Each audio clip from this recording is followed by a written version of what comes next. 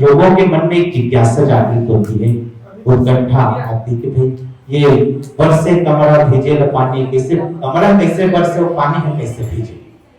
तो वहां के देना पेपर का ऐसे जो बहुत अकन गोट बात जो है आते, और वास्तव में इला जो है ये जो भाव है वो गोट बात जो है श्याम जी ही बता सकते।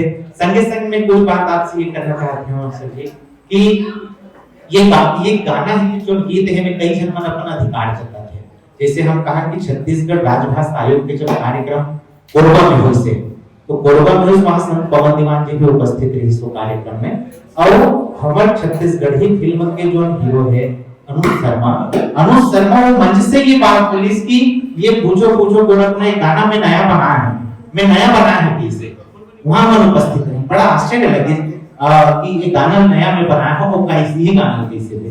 तो हमने क्या वास्तविकता जानना चाहते हैं कि वास्तव में गीत जो है आप मतलब मिलिस कहां ले और संगे संग जो इतना जो है प्रतिष्ठित भी हुई से भाव के संगे संग एक जो उद्गम स्थल है वहां तक हमला यात्रा करने के लिए हम आदरणीय श्याम जी जयकांत जी एक प्रश्न करी तो उसका उत्तर मैं देना चाहता हूं कि ये गीत जो है ये गीत है इसे कबीर के उलटबासी, महात्मा कबीर के उलटबासी है। और ये गीत का जब मैं हरि ठाकुर जी जब सुनाए एक कार्यक्रम में मुख्य अतिथि से और ये गीत मैं गाया कबीर सत्संग ऐसे कुछ कार्यक्रम से तो गाया, तो वो मोर गाल ऐसे थपथपाई से आज भी आते हुआ गाल थपथपाई सब की बेटा ये धर्मदास के उलटबासी मैं हाँ कबीर की उलटबासी इसे सोचते हूँ, ये धर्मदास की उलटबासी है। तो धर्मदास को कबीर के शिष्य छत्तीसगढ़ और मध्य प्रदेश के पहला शिष्य धनी धर्मदास जे 1375 में जन्म हुए थे। आज से अब 600 साल पहले के ये गीत। अब ये मैं जब छठी पढ़ा रही हूँ 1965 में, तो हमारे यहाँ दादा जो है वो भजनामा जी, तो वो ये गीत लगावे तो गाय, तो जब मैं यहाँ गाय पर धर ले बाद में थोड़ा बहुत, तो वो कहते कि बाबू ये गीत लते सीख ले रे ये काम आई तो वो गीत लमे है लिखता है बहुत अगर यंत्रा वो में कुछ गीत कुछ तो अब वो पिताजी मन हो सकते जोड़ी सही होकर जो भजनहारी से मूल भजनहार से जोड़ी सही कुछ ला एक दो शब्द मन ला महूम जेड़े, तो ऐसे ढंग के वो गीत मिले। अब सवाल ये है कि अनुज शर्मा ये मन कहते कि हमार लिखल गीत है तब ये तो कोनो गदरे फबे नहीं, ये फबने वाला बात नहीं। कहा 1982 में ये गीत के रिकॉर्डिंग हुई आकाशवाणी में, 1982 में ये गीत के रिकॉर्डिंग हुई।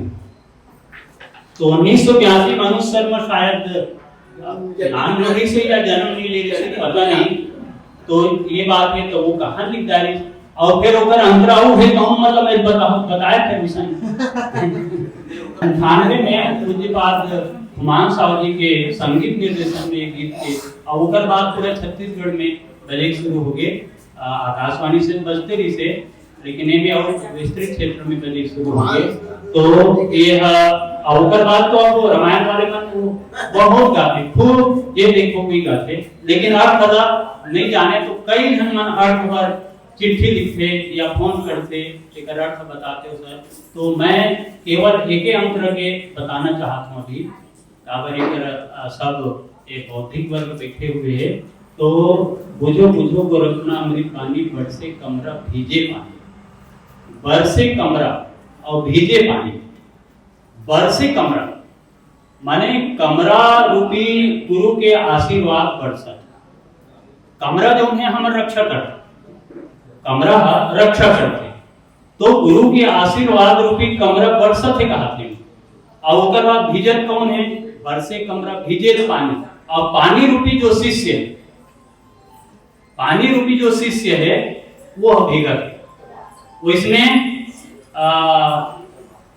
कौवा के डेना पीपर करे पासा, इतना बढ़िया है यह आत्मा और परमात्मा के विलीनीकरण सूफी सिद्धांत की इतना बढ़िया प्रतिपादन हो रहे हैं कि कौवा के डेना, कौवा का नाम देना, पीपर करे बासा, और पीपर तो ये हो ही कैसे भाई, यही तो लटबासी, ये उलट बासी भाई कौवा के डेना पीपर करे पास। कौवा के डेना बहुत छोटे, हमार जीव बहुत छोटे, ये कौवा के डेना है। हमार जीव जो है वो बहुत छोटे, कौवा के डेना ये। और पीपर करे बासा, पीपर बहुत विशाल, माने भगवान जो है विराट, अब वो यहाँ विराजमान। बताओ अब ये अर्थ ला जब जानी आदमी तब आत्मा और परमात्मा के जो एकीकरण, माने उलटबासी की बड़ा स्वस्थ परंपरा है। कबीर की उलटबासी, हमारे प्रेम गुरु जी राम सेवक कुमारी जी, अब वो होकर उलटबासी रहा, मैं बताना चाहता हूँ। अब वो गाड़ा शब्द पर बड़ा जोरदार व्याख्या कर, गाड़ा अरे कैसे धरी सो ये कर नाम का गाड़ा काबर, अरे गाड़ा माने जो गड़े हुए वो गाड़ा है, तो वो तरीका थे, वो कैसे गाड़ा हो। और जाता जो जावत है तेला जाता कथे, जो गड़े है तेला जाता कथे, जबकि उकर नाम है जाता, जाता माने जा रहा हूं। तो ये उलटबाजी यहाँ से शुरू हो जाती। तो ऐसे छत्तीसगढ़ में एक से एक समृद्ध विरासत है। तो ये गोठ बहुत अगन है। तो बस मैं यही तरह अपन वाणी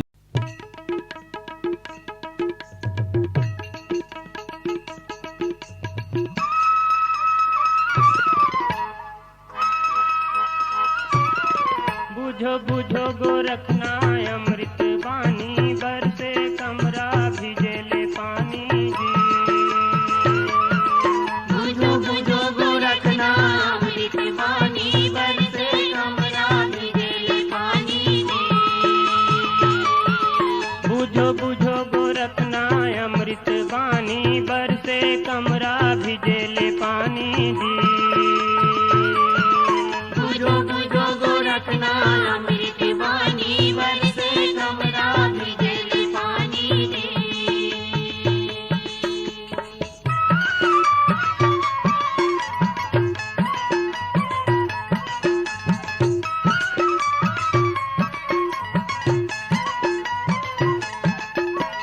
कौआ के डेनम पीपर करे बासा, मुसवा के बिलम बिलई होए नासा जी। कौआ के डेना पीपर करे बासा, मुसवा के बिलम बिलई होए नासा जी। कौआ के डेनम पीपर करे बासा, मुसवा के बिलम बिलई होए नासा जी। कौआ के डेना पीपर करे बासा, मुसवा के बिलम बिलई होए नासा जी। बुझो बुझो गोरखना अमृत बानी, बरसे कमरा भिजेले पानी जी। बुझो बुझो गोरखना अमृत बानी, बरसे कमरा भिजेले पानी जी।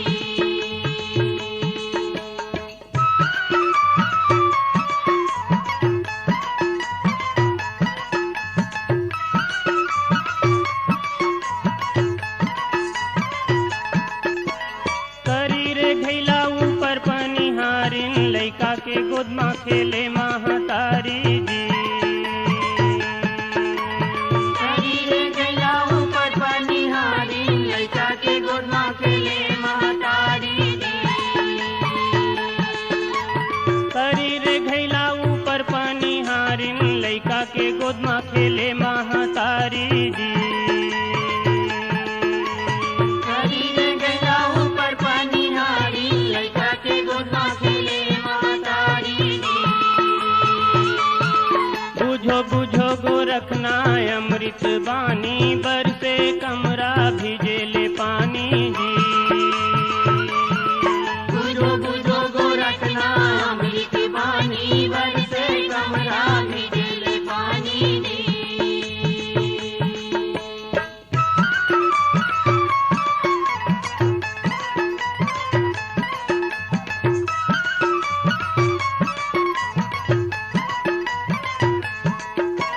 निंगेले कुकुर भूकेले चोर, मर गे मन खे झिकथे डोर जी। निंगेले कुकुर भूखेले चोर, मर गे मन के झिकत डोर जी। निंगेले कुकुर भूकेले चोर, मर गे मन खे झिकथे डोर जी।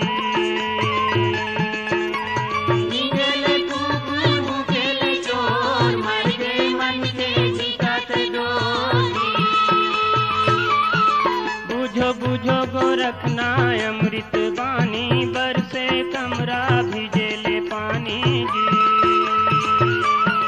बुझो बुझो गोरखना अमृत बानी बरसे कमरा भिजेले पानी जी।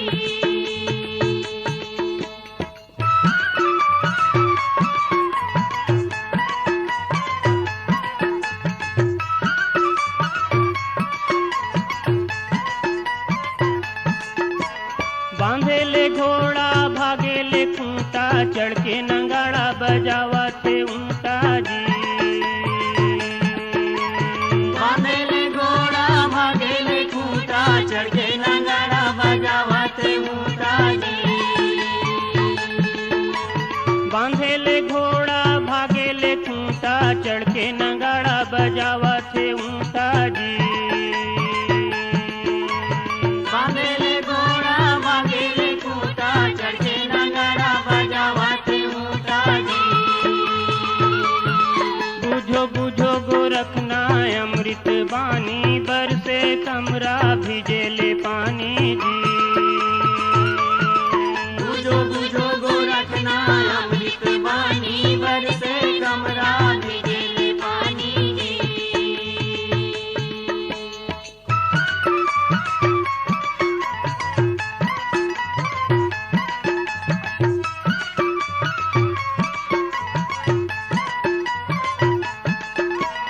पहली पुत पीछे भाई माई चेला के गुरु लागे पाई जी। पहली पुत पीछे भाई माई चेला के गुरु लागे पाई जी। पहली पुत पीछे भाई माई चेला के गुरु लागे पाई जी। पहली पुत पीछे भाई माई चेला के गुरु लागे पाई जी। बुझो बुझो गोरखना अमृत बानी बरसे कमरा भिजेले पानी जी।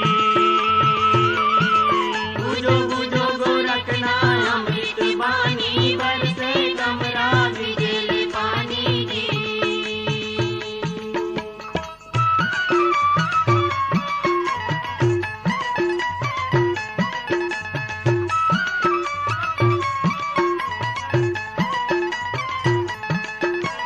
यह कल युग के उल्टी रीति तरी रे छानी ऊपर भई भीति जी।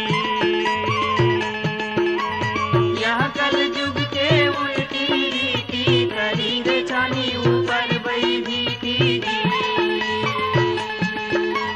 यह कल युग के उल्टी रीति तरी रे छानी ऊपर भई भीति जी। यह कल युग के उल्टी रीति करी रे छानी ऊपर भई भीति जी। बुझो बुझो गोरखना अमृत बानी बरसे कमरा भिजेले पानी जी। बुझो बुझो गोरखना अमृत वाणी बरसे कमरा भिजेले पानी जी। बुझो बुझो गोरखना अमृत बानी बरसे कमरा भिजेले पानी जी। बुझो बुझो गोरखना अमृत वाणी बरसे कमरा भिजेले पानी जी। बरसे कमरा भिजेले पानी जी।